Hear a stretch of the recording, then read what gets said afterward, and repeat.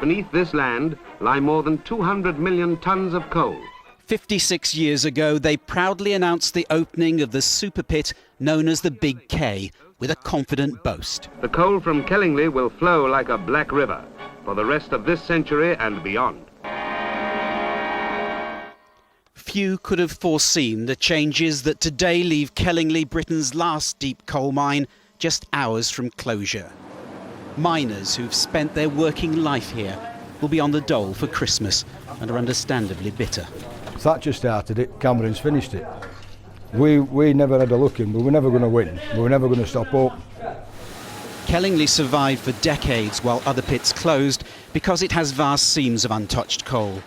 Even though reaching them entails a 2,000-foot drop in a cage, a further 5 miles travelling on an underground train, then another 2 miles lying prone on a conveyor belt.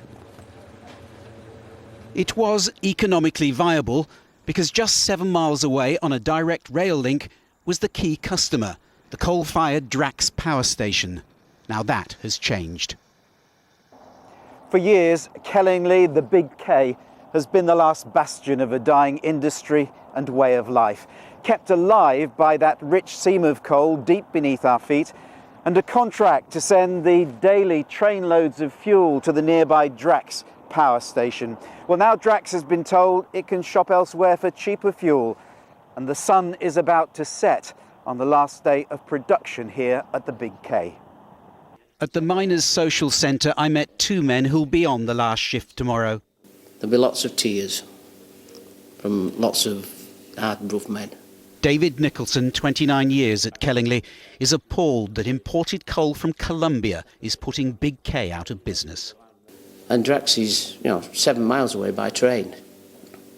I just can't see how it's cheaper to bring it from Colombia than 7 miles down a railway track.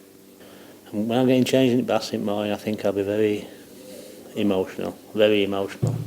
Nigel KEMP, 32 years at Kellingley, has a special family connection.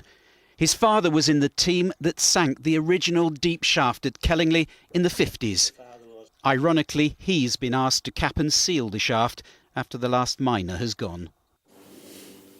I hope I can cope with it, to be fair, because it's going to be very hard for me, that. When the final shift emerges tomorrow, it won't just be the end of Kellingley, but the passing of an industry that once powered the Industrial Revolution and fuelled an empire, but will now be consigned to the history books. Paul Davis, ITV News. And finally tonight, the weather's been setting new records with Brad